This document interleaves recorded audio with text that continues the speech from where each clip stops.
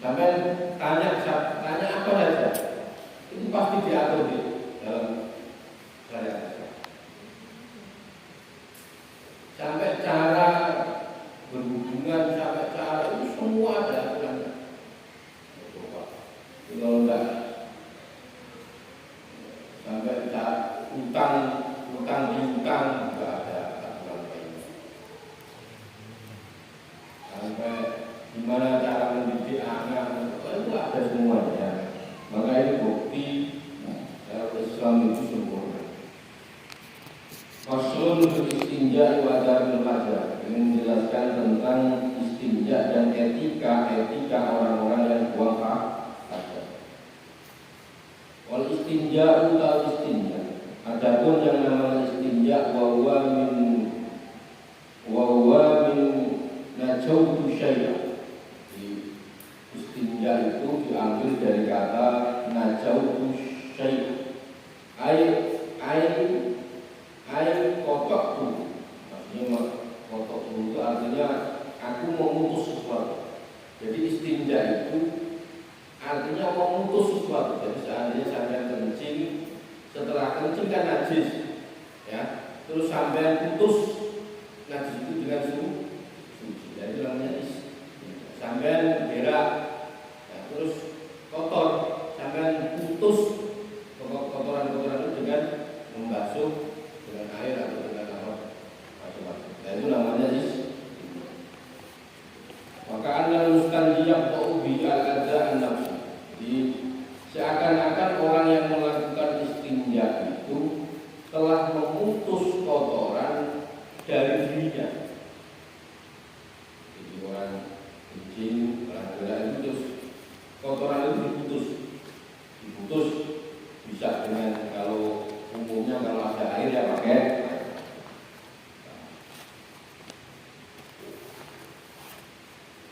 Wajibun min khurujil bauli wal ghaib, jadi memutus sesuatu dari dirinya dengan cara istinja.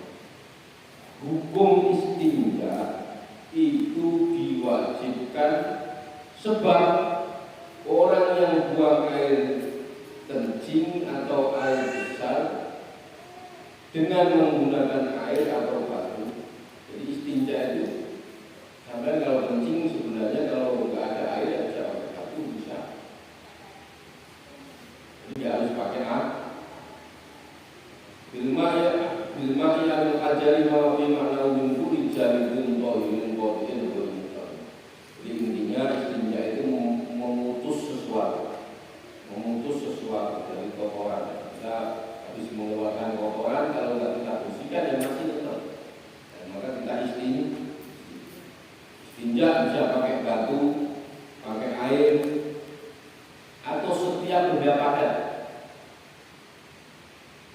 Maka kadang saya ada protes di hotel-hotel itu pakainya tisu. Ya. Tapi memang tisu toilet sama tisu untuk ungkat beda. Kalau tisu toilet itu agak ada kasarnya. Kalau tak lihat memang beda. Tapi itu tidak enak. Tidak tahu kalau yang sudah biasa. Kalau tidak tahu ya. Tapi itu tidak enak. Rasanya masih kayak nggak selesai lah. Memang istinja yang paling bagus itu ya pakai air. Membuat menghilangkan ini pakai terbaik itu pakai. Walakin afdalu, jadi untuk menghilangkan kotoran kita itu bisa pakai batu, air, benda yang pakai. Jadi kalau sampean tidak istinja berarti posisi badan kita najis. Maka harus istinja. Walakin afdal, tetapi yang lebih utama adalah yang pertama. Maksudnya apa? Kalau menurut kaum ini istinja yang paling bagus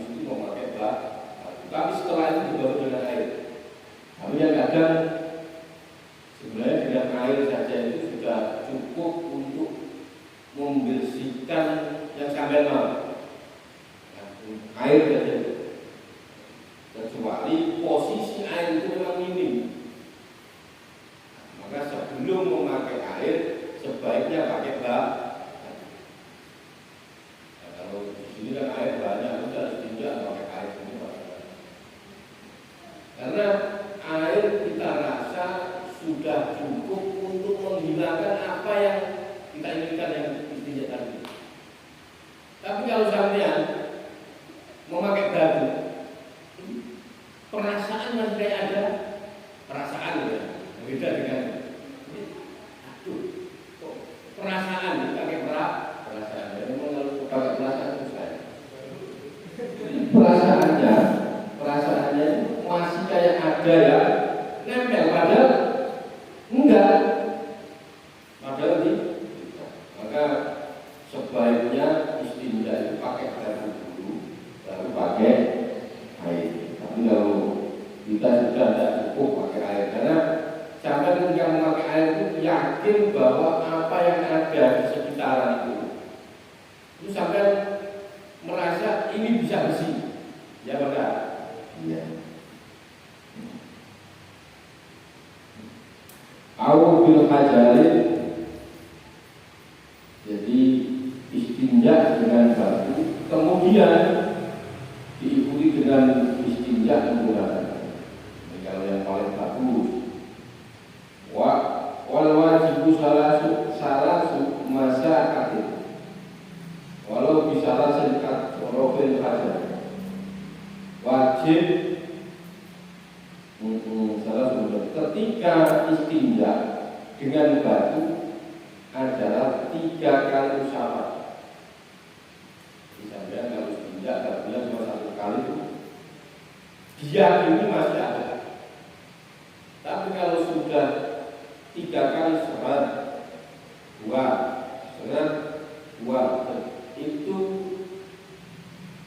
keyakinannya kondak, kecuali kalau yang keluar itu agak cair. Memang Islam itu luar biasa. Apa ya? Kenapa harus 3 kali? Itu kan penting. Oh iya, coba jangan istinja pakai batu cuma sekali. Itu pasti rasanya udah tidak enak. Tapi kok ya bisa 3 kali? Ini kan luar biasa kan? Ini bukti kalau Islam itu luar. Ambil sisi itunya. Walaupun sebenarnya sampai yakin 1 kali usapan itu hilang. Sebenarnya hilang, kecuali yang cair itu hilang. Tapi Islam menekankan wajibnya 3. Benar-benar yakin berarti ketika sudah 3 kali tidak ada kotoran dalam tubuh.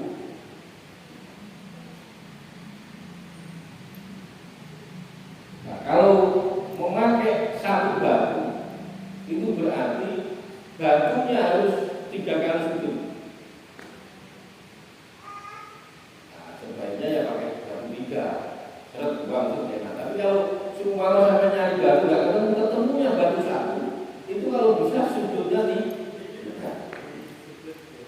sujud 3 itu ya kayak batu bata. Semua batu bata itu tapi kebesaran itu kalau istinja bisa lecet semua itu. Bisa lecet. Ya pokoknya batu bata kan kecil. Kalau batu bata kan sujudnya 4. Itu 2, 3. Ya minimal ada 3 sujud.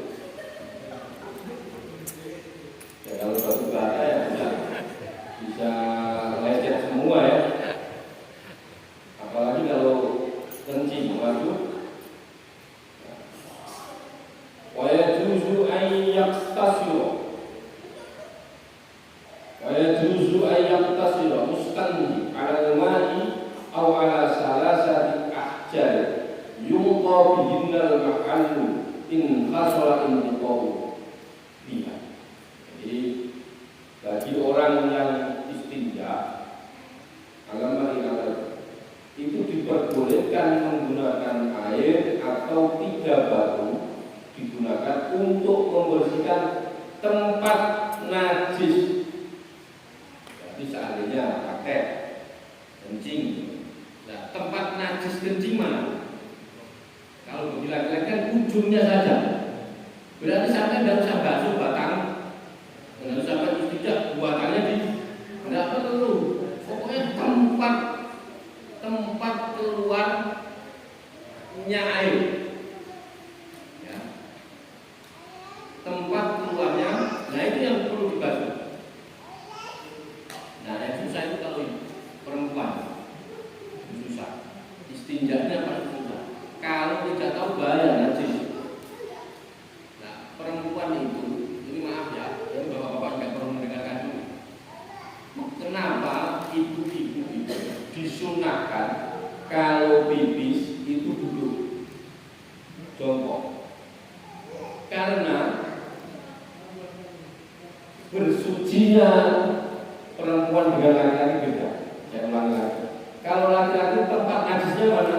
Cuma ujungnya, batangnya tidak perlu dibasuh. Tapi kalau perempuan tidak.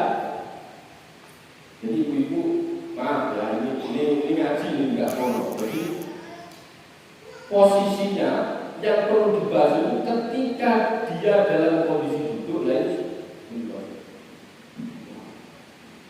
sekelilingnya itu. Nah, itu bedanya. Karena rawat nyipratnya macam-macam. Jadi kalau enggak, ya pokoknya ibu tahu lah ya, sudah ini kan. Enggak perlu tak jelaskan secara detail. Nanti bapak-bapaknya malah penasaran. Pokoknya itu berbeda. Maka sunnah memang disunahkan. Nah, saya praktekkan.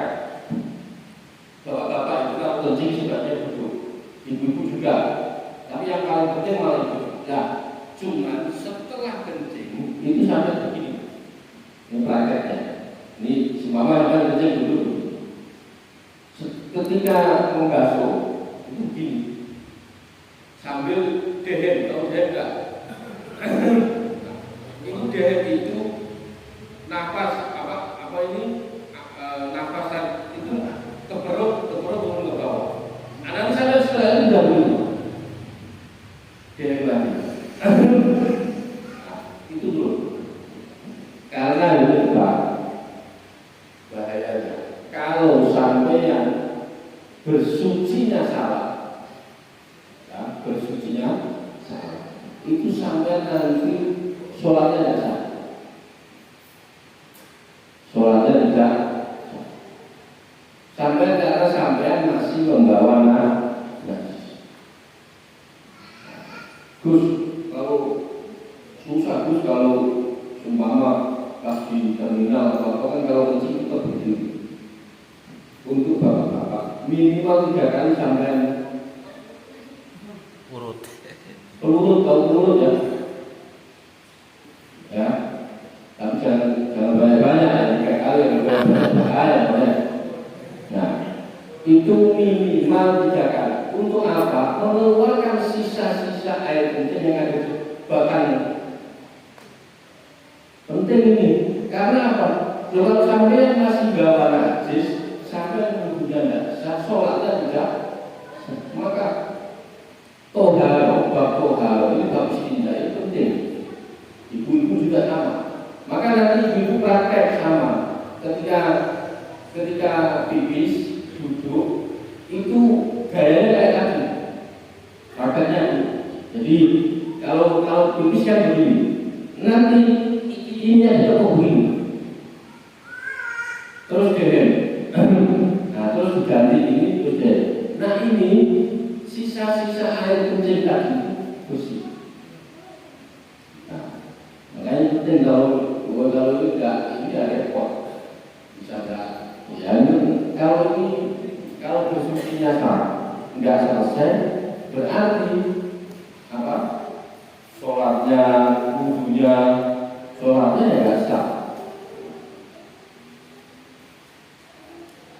Wa illa raja'alaiha hatta yuqa wa yusannu ba'da dzalika at-taslim. Pokoknya istinja sunnah pakai istinja pakai air, pakai batu, pakai barang yang padat.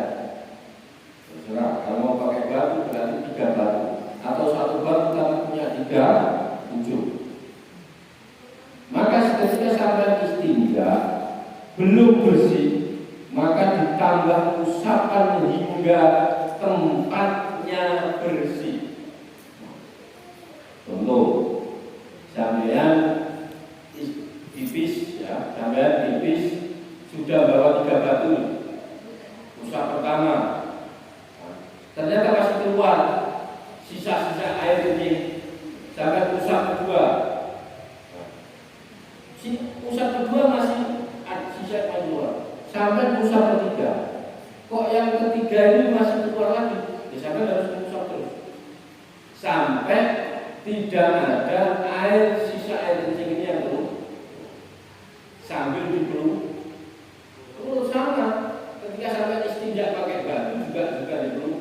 Nah, ini mengantisipasi kalau sampai posisi istinjanya berdiri. Kalau di bapak-bapak itu lalu tipis berdiri, mengantisipasi biar najis itu tidak caranya dibuka.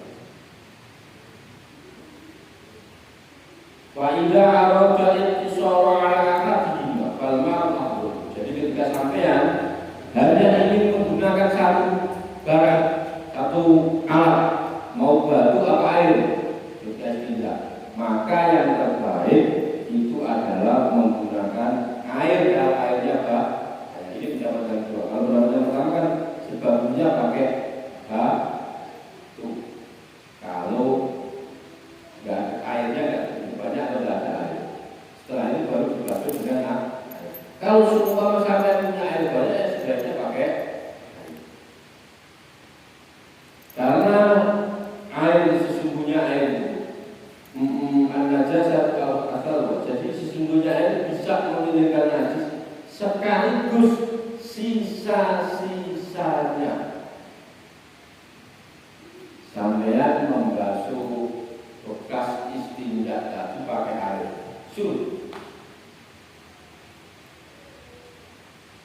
hilang semua. Seandainya nanti ada yang keluar kerasa, sampai basuh lagi, itu sekali basuh hilang. Nah, kecuali ya beser, ada orang itu penyakit salis itu beser itu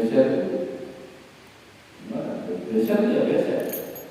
Maka kalau beser itu ada beser yang parah, maka sampean kalau ada beser itu sebaiknya setelah pipis sarung juga saya. Bapak, sampean seandainya punya penyakit beser itu sedikit keluar air. Cara mengantisipasinya itu sampean ketika habis bersuci, terus sampean istinja, terus sarung sampean itu yang di depan kasih air, terus sampean dulu. Nanti seandainya sampean sholat, ternyata kerasa kayak ada yang keluar, itu nanti buktinya itu yang keluar bukan pipis itu tapi bekas kecuali sampai habis istinja bersih terus sholat atau tahu-tahu keluar, ketika sampai sarung tempelkan ada bekas ada airnya, nah itu berarti najis. Tapi sebelum kalau sampai antisipasi pakai gandum air dulu, itu tidak apa-apa. Ada keyakinan bahwa tadi yang nempel basah itu bukan kencing tapi atau untuk lebih berikhtiar lagi belajar pakai plastik, tapi yang nggak enak, nggak nyaman. Lu yang dibungkus plastik itu untuk mengantisipasi biar ya selalu suci posisinya. Tapi kalau sekarang ya jarang. Kalau dulu duanya, saya mau orang yang beser itu satu kamar itu bisa 1, 2, 3. Maka plastik itu laku. Karena malas nyucinya ya pakai plastik bungkus. Masyaratul izza istinja bil hajari an la yajifa al-qawiju an-najasatu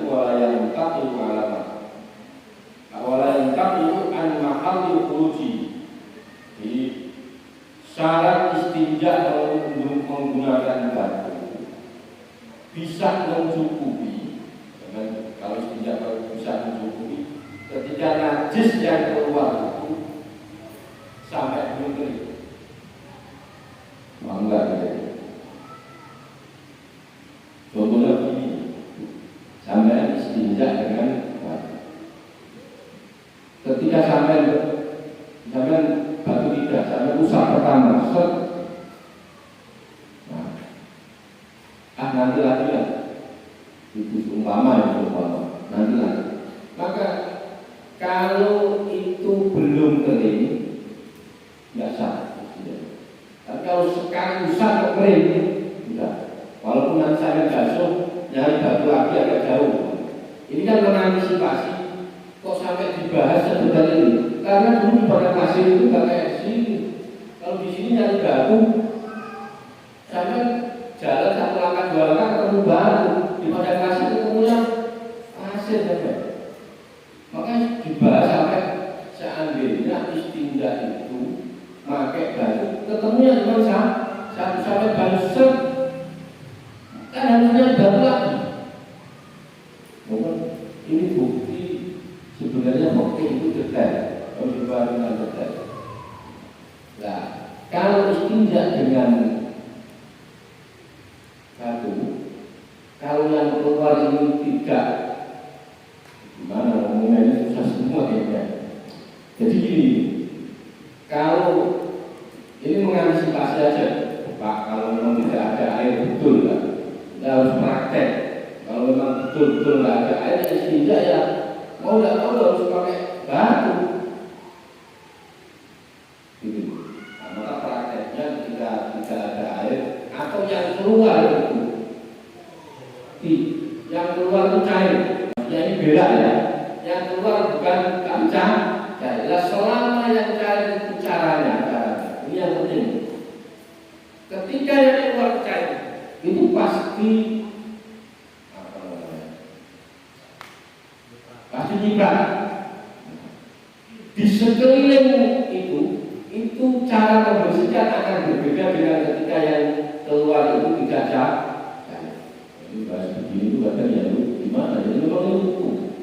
Ini hukum. Kalau kita tidak tahu ya berarti salah semua cara bersuci kita. Kalau cara bersuci kita salah ya sholatnya tidak sah, masih bawa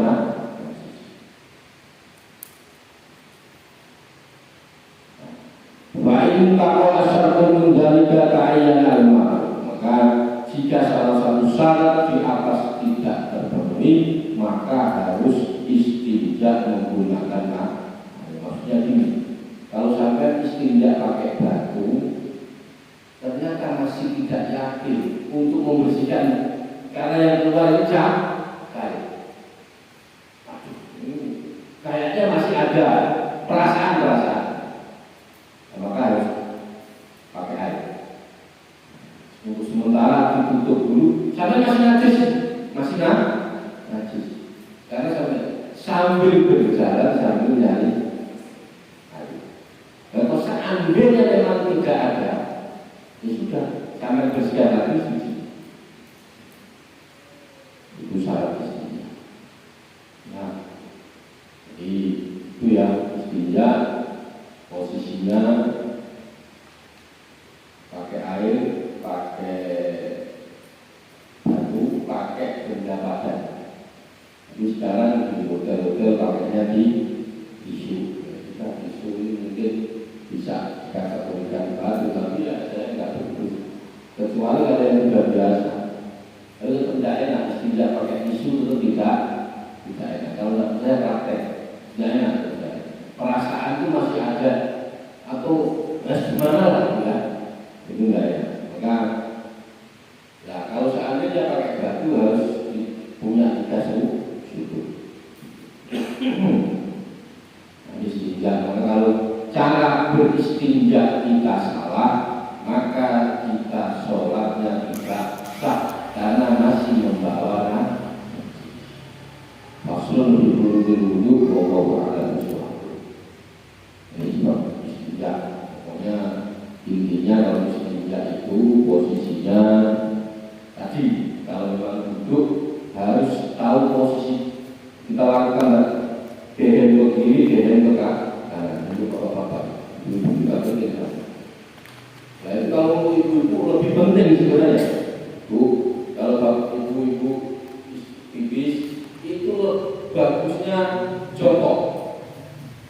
itu dilihat dari sisi oke, sampai bisa menghilangkan najis dengan posisinya. Dilihat dari posisi kesehatan luar biasa. Kalau tidak tanya sama orang, posisi jongkok. Kalau Bapak pernah dengar namanya senam kegel, jadi itu ibu-ibu itu untuk ibu-ibu. Maka ketika pipis sebaiknya sunnahnya jongkok. Dan nanti prakanya kayak ke kiri jehel, ke kanan. Sampai pernah dengar namanya senam kegel, jadi itu bisa apa ya? Ya itulah pokoknya ya. Bismillahirrahmanirrahim. Ya bahas tauhid, bahas hukum. Sekarang kita ngaji soal hati. Kalau nggak dikawal hati ya repot. Maka ngajinya sekarang urusan hati. Kalau tadi urusan hukum, jadi hukum itu nggak peduli. Hukum itu tidak peduli sampai mau sholat tujuannya A, B, C, tidak peduli yang penting sampai sholat, sampai pasti dapat pahala karena sudah sudah melakukan syariat-syariat Islam. Tetapi kalau tidak dikawal dengan hati,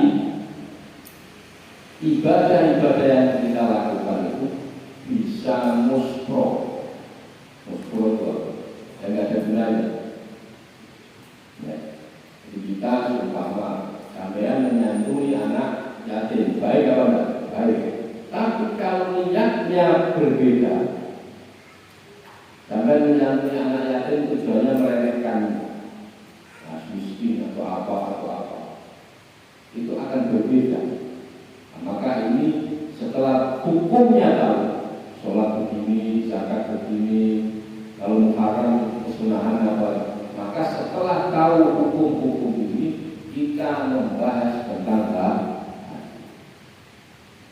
Bismillahirrahmanirrahim. Alhamdulillah Nabi Mustafa Muhammad sallallahu alaihi wasallam wa alihi wa anbiya wa sallallahu awliya syuhada wa salihin dan akan masyarakat alhamdulillah wa qulillah wa badiha wa taqliha khususan mulana syahid wa qulillah syahid wa qulillah syahid syahid hasan syahid Syekh Ali bin Bakar Sakoh, Syekh Masyaykhina khususan Syekh Ali bin Muhammad bin Muhammad bin Abdul Karim bin Ma'atoi Ashkandar. Lahum al-Fatihah. A'udzubillahi minasyaitonir rajim. Bismillahirrahmanirrahim. Alhamdulillahi rabbil alamin. Arrahmanir rahim. Maliki yaumiddin. Iyyaka na'budu wa iyyaka nasta'in. Ihdinas siratal mustaqim. صراط الذين أنعمت عليهم غير المغضوب عليهم ولا الضالين. بسم الله الرحمن الرحيم.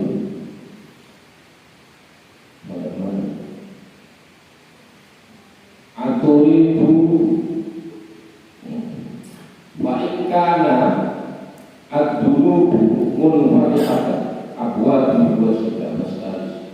Kemarin kalau sampean itu menjelaskan tentang kandungan maksiat. Ya. Kalau sampai melakukan maksiat itu fisik bisa berubah, bisa merubah tampilan fisik, apalagi hati. Jadi maksiat itu bisa menyebabkan sakit, bisa menyebabkan terputus tali silaturahmi, bisa menyebabkan menutup rasa malu.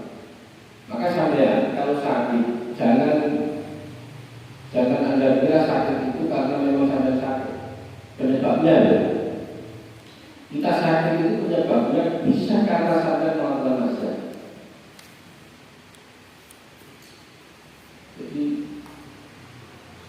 Kita sakit itu karena sampai melakukan maksiat telah obatnya sampai tidak sakit. Jangan kira orang yang maksiat itu tidak ada efek sakit. Nah, maksiat itu juga bisa memandetkan, menghentikan rezeki.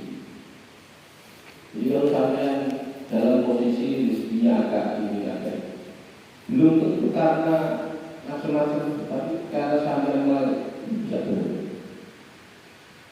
Makanya maksiat itu luar biasa, efek sampingnya luar biasa. Cuma kita nggak merasakan itu.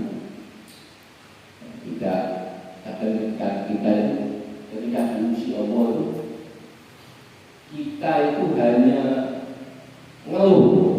Ya Allah, saya kenapa diuji seberat ini kan itu. Sampai seumpama diuji A, B, C itu yang sampai keluhkan ujiannya.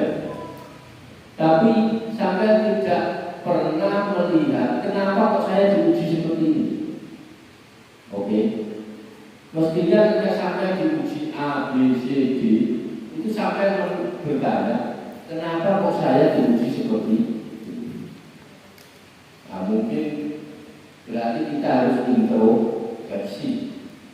Kalau kita kebanyakan enggak, kita ketika diuji itu langsung, kenapa kok saya diuji? Ujian saya kok berat kenapa? Terus mengeluh. Padahal ujian itu karena kesalahan kita. Sampai diuji sakit, diuji anaknya kurang pintar, diuji anaknya macam-macam, banyak. Diuji anaknya sakit, diuji anaknya. Itu jangan mengeluh. Kita introspeksi dulu. Kenapa kok? Kita diuji kadang hartanya banyak, tapi anaknya rewel, anaknya narkoba. Kadang kita nggak punya harta banyak, biasa aja, tapi anaknya baik, soleh, rajin, pintar. Ada yang seperti itu. Tapi kadang kita diuji, kadang Allah itu kita diberi Allah banyak harta, anaknya pintar, istrinya rewel. Iya, memang dari ujiannya. Maka kenapa seperti ini? Maka kita harus introspeksi. Nah, maksiat-maksiat yang pernah kita lakukan dulu itu ada efek samping. Ada efek sampingnya. Maka kalau sampean biar cepat tidak dapat efek samping, maka harus minum obat. Apa obatnya? Ya sampai harus segera bertaubat. Jadi kalau sampai seandainya pagi tadi melakukan maksiat, seingat sampai kapan? Ingatnya tadi semua asar, zuhur, maghrib, maka sampai harus segera istighfar. Jangan sampai tunda ini. Karena nanti kalau ini sampai tunda telah ada efek samping. Bisa memperkeruh hati. Kemarin kan sudah dijelaskan ya semuanya. Jadi orang yang hati ini bisa jadi hitam. Nah, ketika hati itu tambah hitam, apa masalahnya? Yang keluar kalau dari dalam ini hitam, yang keluar munculnya negatif. Pikirannya negatif. Itu disebabkan karena kita maksiat telah untuk tobat. Maksudnya telah untuk tobat itu sampai sudah tahu kalau pagi tadi itu melakukan maksiat, tapi tak sampai tidak segera beristighfar. Maka sampai kalau seandainya sampai pagi tadi melakukan maksiat, siang mau ingat istighfar, sore ingat istighfar, maghrib ingat istighfar. Atau itu adalah nafsu tawakkul bisa berlaku. Maka kalau sampai yang benar-benar dilanda dalam posisi tidak bisa memilih untuk tidak maksiat, dan kita terjebak di posisi yang kanan kena, kiri kena, maju kena, belakang. Kanan kiri depan belakang itu masih ada kok. Ke kanan kita ngomongin orang, ke kiri kita umpama apa, ke depan kita apa, ke belakang Jadi kanan kiri semua ini kita dikepung oleh suatu maksiat. Kalau sampai ke kanan ngomongin orang, kalau sampai ke kiri, umpama apa, umpama ya bisa aku bisa apa, semua sampai ke belakang bisa yang lain. Jadi sampai dikepung, maka sampai sebelah ngambil air, ini ya, ngambil air, ngambil tanah, diusapkan ke kepala. Kalau posisinya terkepung ya, contoh. Kalau sampai main ke sini, itu efeknya sampai ngomongin orang. Yang ini bisa berubah aja, berarti mak. Kalau sampai main ke kiri, dunia hitam, dunia mabuk, macam-macam. Kalau sampai ke belakang, ada yang lain. Maka kalau sampai sudah terjepit, maka sampai segera ambil tanah, dibasuhkan ke kepala sambil mengucap Rabbana Zolamna Busana wa ilam taghfirlana wa tarhamna minal. Ini sampai doanya ini. Terus apa namanya? Sampean disuruh ziarah ke orang-orang yang maksud soleh itu aulia wa sholihin ziarah. Terus sampai ziarah umpama ke sini di mana ya, di Sepuro di mana orang-orang soleh sambil mengucap ya arhamar. Artu itu anu jadikan aku ada komisyarat kata alam jadi sehingga kita itu dikalahkan. Aku itu anu jadikan nafsu. Apakah sampean ingin memerangi nafsu Anda? Wa anta tuqawin bisyahwat, sedangkan Anda masih menuruti kesenangan. Kita itu ngomong, ayo kita perangi nafsu kita. Tapi faktanya sampean masih menuruti kesenangan-kesenangan sampean. Kata terlibat sehingga nafsu itu, kesenangan-kesenangan itu mengalahkan tujuan awal. Jadi kita itu punya tujuan bahwa mulai besok saya tidak akan riba, mulai besok saya tidak akan mencuri, mulai besok saya. Tapi kita masih sering menuruti kesenangan-kesenangan kita. Ya kita berjanji untuk tidak riba, tapi tetap kesana riba. Akhirnya kita terkalahkan nafsu kita yang menang. Allah takut jahilnya. Kira-kira itu namanya apa? Bodoh atau enggak bodoh? Kita ini sudah dari rumah. Saya pokoknya kalau ketemu si A, saya tidak akan ngomongin yang jelek-jelek. Saya akan ngomongin yang baik-baik. Ternyata kita kumpul si A, ya ngomongnya sama-sama. Yang jelek, nah itu kita tidak. Kalau bisa jawab, tusko bima itu. Hati itu ibarat pohon tusko yang disiram bima itu dengan air ketaatan. Jadi kalau sampean punya hati itu kalau tidak sampean siram, jadi hati itu diibaratkan sebagai pohon. Nah airnya, siramannya itu dengan taat kepada Allah. Maka selama sampai masih taat kepada Allah, itu berarti sampai dalam rangka menyirami hati sampai. Nah, maka bercak-bercak hitam bekas-bekas maksiatnya itu, ketika sampai sering sirami, sering istighfar, pelan-pelan akan jadi hilang. Pelan-pelan akan Wakamruhu muwajibu Ber'ainu sama tuha ikhtibar. Maka buahnya jadi hati diibaratkan sebagai tumbuhan. Nah buahnya tumbuhan itu apa? Berarti yang nempel di situ. Seumpama sampai menanam pohon mangga, berarti buahnya yang mangga. Ya kalau sampai disirami terus terus, maka pohon itu akan berbuah. Ketika sampean taatnya terus, maka hati sampean juga akan berbuah.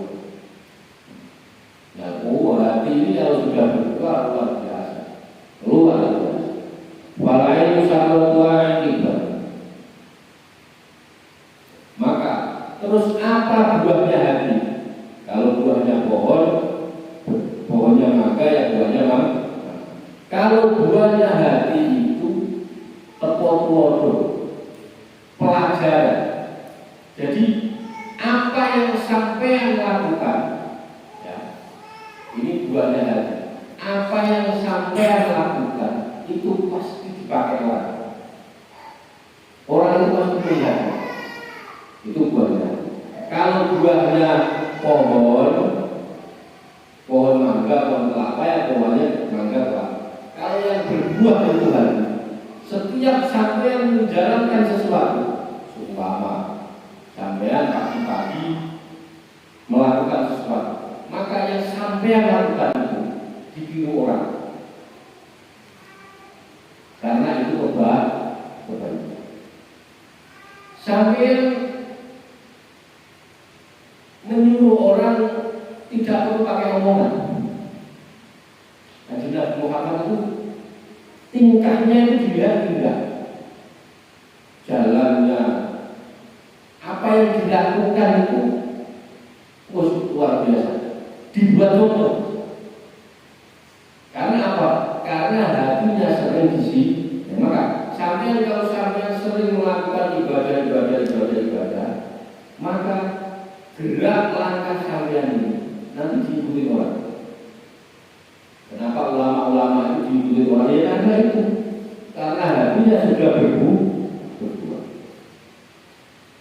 Bukan hanya sampai cara pakaiannya itu, sampai supaya mengidolakan siapa, penyanyi siapa, itu sampai loh. Cara pecinya, cara kopinya, celana ini, karena ini yang sudah berbuah itu, karena dia posisinya sudah jadi itu. Maka kalau sampai hatinya sering Anda silam, terus berbuat, sampai kepada anak nggak perlu pakai mulut. Sampai ingin ngasih tahu anak, nggak perlu pakai mulut, sudah jalan, karena hatinya sudah berbuat.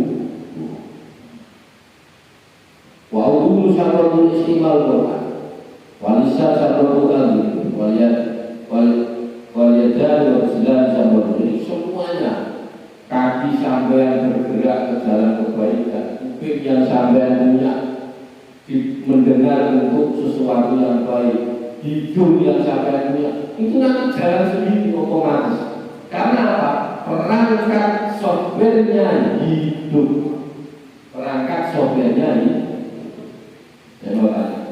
Sampai semuanya sekarang pegang hati. Tapi kalau hati sampai tidak ada kuotanya, kira-kira bisa tahu luar apa? Enggak, karena sampai enggak punya kuota. Ya, kita ini semua punya HP, tapi ada HP yang tidak punya kuota. Kira-kira bisa mengakses internet atau tidak? Tidak bisa. Kita semua ini punya hati. Saya punya hati, sampean punya hati, Tapi kalau hatinya tidak hidup, maka tidak akan bisa mengakses sesuatu yang turun dari Allah Subhanahu wa Ta'ala. Ya percuma. Hatinya maka cara menghidupnya bagaimana? Hidupnya itu kan ibadah, kita silami ketaatan pelan terus.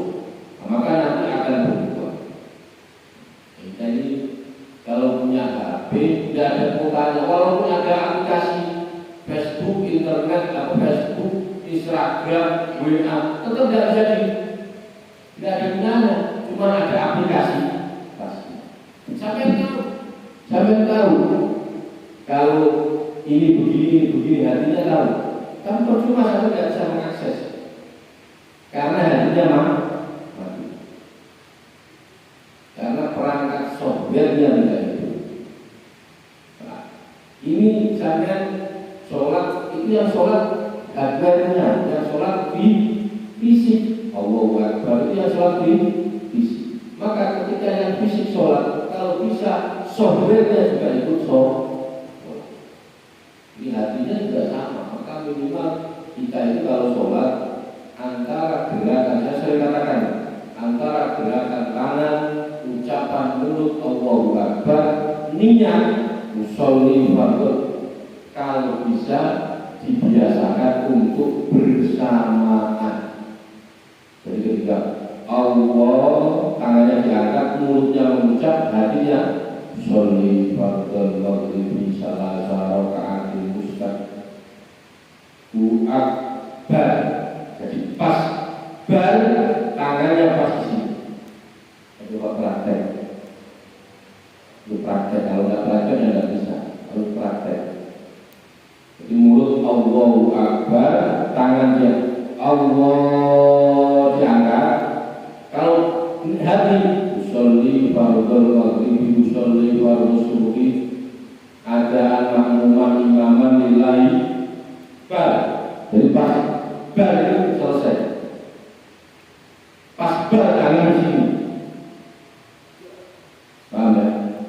Praktek. Walaupun susah tapi pelan-pelan tak apa. Nah, kalau kita ini disuruh sholat khusyuk 3 rakaat khusyuk semua, bentuk-bentuk kita ini tidak meyakinkan. Saya tidak percaya.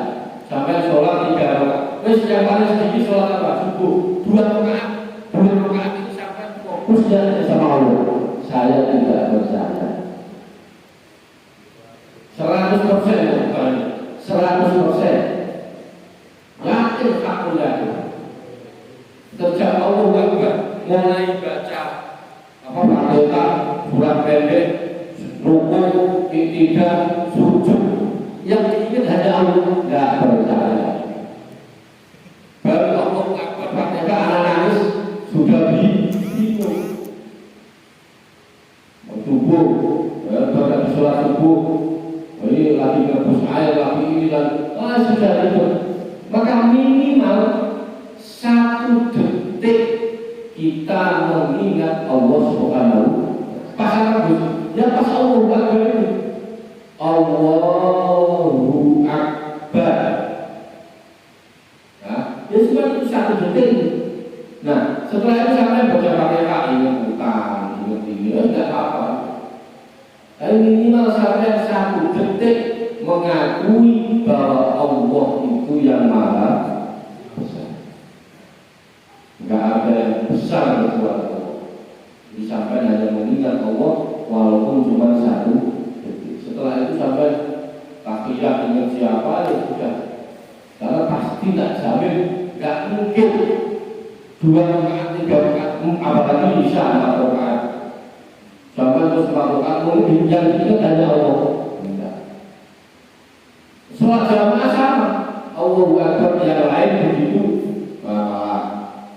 Jadi sholat malah momentaris sebelahnya, momentari imamnya, momentari ya.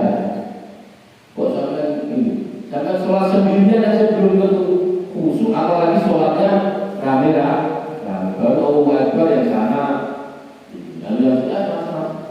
Maka minimal ketika kita sholat 1 detik kita mengingat Allah Subhanahu. Jadi kalau nggak kalian ya nggak bisa. Maka perlu latihan. Sekarang praktek ya Bu ya. Praktek sholat Allah antara kaki angkat mulut ucap Allah berartinya sholli fardhu maghribi. Hati ya, bukan mulut. Hati. Tahu kerentet ya. Jadi kalau mulut kan begini, kalau tangan kan sorry. Kalau mau sholat kan biasanya sampai mulutnya mengucap dulu. Sorry fardhu maghribi salah Allahu Akbar. Tapi hati sudah tidak ngerentak, tidak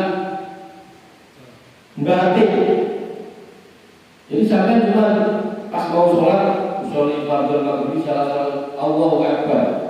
Jadi ketika sampai Allahu Akbar hati ini sudah enggak batin, sudah tidak batin sesuatu.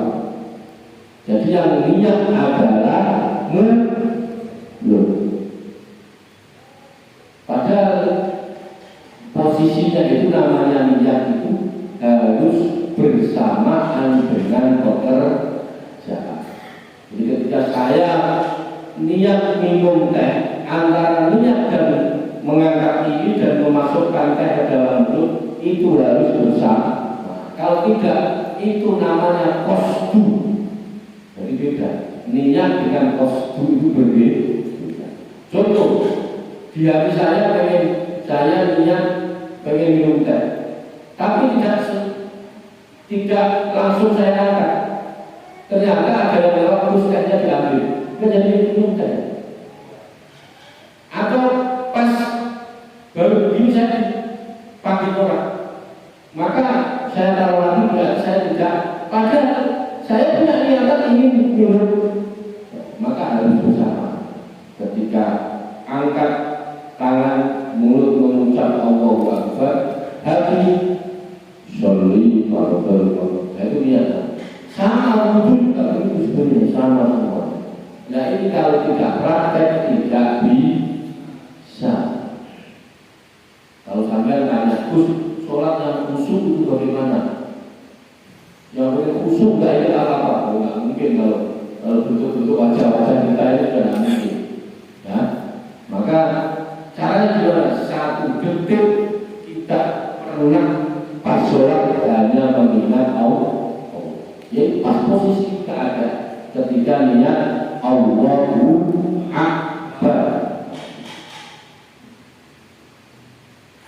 Wala takun yaqul uridu hatta ajida syifaa oleh Allah. Maka ketika sampean ingin tahu buahnya hati ya harus sering taat, pikir, macam-macam. Itu harus kita biasakan. Ya, cuma kan Gus kita ini banyak ibadahnya banyak. Maka sampai tak kasih saya sering katakan, udah wiridan dua saja, pikir dua saja. Yang pertama istighfar, yang kedua sholat. Sholat sudah ini saja, nggak usah banyak-banyak, minimal sehari 100. Kalau nggak percaya praktek, sampai setiap hari baca istighfar 100, baca sholat 100, serah 41 hari. Jangan ada putusnya. Ketika putus ulang dari satu hari. Nanti setelah 41 hari kok tidak ada perubahan, dapat sama. Bilang Gus Bapak bohong. Sampean baca istighfar sholawat selama 41 hari. Jangan ada putusnya. Pasti ada perubahan dalam hidup sampean. Pasti. Oh saya bukan insya Allah. Pasti ada perubahan. Apa terus berubah ya? Jangan jalankan dulu. Nanti rasakan sendiri sensasinya. Istighfar serah, terus sholat serah selama 41 hari. Kalau putus umpama hari ini ternyata saya sempat baca, mulai dari awal, sampai sudah dapat 30 hari, kok lupa? Ya berarti mulai dari awal. Selama 41 hari praktek. Jangan hanya teori, praktek. Coba lagi. Pasti ada perubahan dalam hidup sampai semua. Udah ini dosen tak ijazahkan ya, aja suruh ya. La aku pada tidak siapa. Kalau sampai ditanya, ketika sampai sakit, itu sampean nunggu obat apa nyari obat? Nyari obat, tidak mungkin. Aku tidak akan obat sehingga obat itu datang kepada saya. Baru tak mungkin, ya. Ketika sampai sakit pasti mencari obat. Mungkin aku tidak akan berobat sehingga ada obat yang datang ke saya. Enggak, kita yang mencari. Maka lana jiwa atau maka kamu tidak akan menemukan obat jika Anda tidak mau mencari.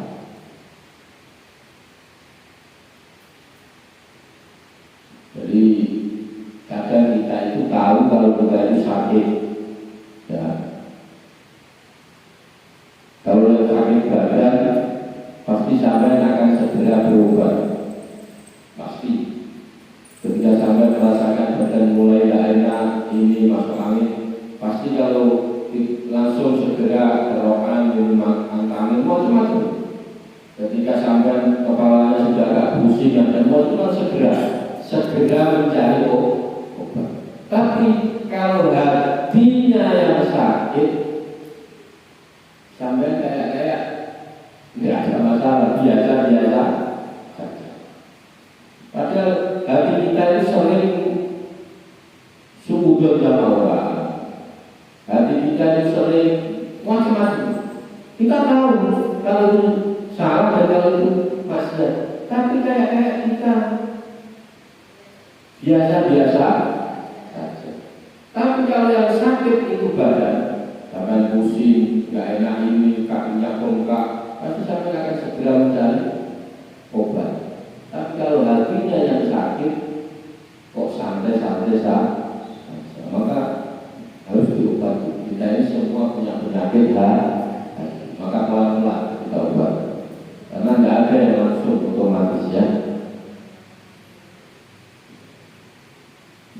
Wal jihadu laisa ma'ahu halawatu wa ma'ahu illa ru'usul asinah. Maka tidak ada, ini sudah intinya bahwa apa maksiat itu bisa menyebabkan sesuatu yang kadang kita tidak sangka. Atau begini, ini saya tidak ngomongin siapa saja, tapi ini biasanya terjadi. Ada anak kecil itu tidak punya dosa. Bayi anak kecil itu tidak punya dosa. Tapi kadang-kadang anak kecil itu sakit. Tadi saya ngomong, maksiat itu kadang bisa efek sampingnya sakit. Oke? Tapi kita ngomong anak kecil itu tidak punya dosa. Tapi kenapa kok dia sakit? Tak kasih tahu lagi. Kenapa anak kecil itu sakit? Karena dia menanggung beban dosa orang tua. Maka sampai kalau anaknya sakit itu tidak perlu menyalahkan orang, sampai ngacak. Ya, maka ini harus hati-hati, lihat itu. Ini jangan nyalahkan orang, jangan salah. Anak saya sakit, kenapa? Terus belum udah protes yang macam-macam. Enggak, kita yang salah. Dan saya ngomong dari awal bahwa maksiat itu punya efek samping. Orang bisa jadi penyakit, tidak sakit. Tapi sekarang pertanyaannya, Gus, anak kecil itu tidak punya dosa, kenapa kok dia sakit? Karena dia menanggung dosa orang tua. Jadi mungkin dulu bapaknya pernah melakukan sesuatu maksiat, jatuhnya bukan bapaknya tapi ke sama. Dalam hal kebaikan juga sama. Maksudnya gimana? Contoh ini. Maka ketika sampai sekarang melakukan kebaikan, kok tidak dibalas oleh Allah? Gak usah khawatir, pasti anak sampai dibalas. Kok ternyata anak kita tidak dibalas, pasti cucu sampai dibalas. Kok semuanya tidak dibalas, sampai pasti dibalas di akhirat. Maka apa yang kebaikan-kebaikan yang kita lakukan, yang kita tanamkan, pasti dibalas. dibalas kepada kita, dibalas kepada Anda. Maka sampai jangan menyepelekan amal sekecil apapun. Amal sekecil apapun jangan pernah Anda sepelekan. Karena dengan sekecil amal itu bisa menjadikan sampeyan anak sampeyan itu jadi baik, jadi baik. Maka jangan pernah meremehkan amal, walaupun amal itu kecil.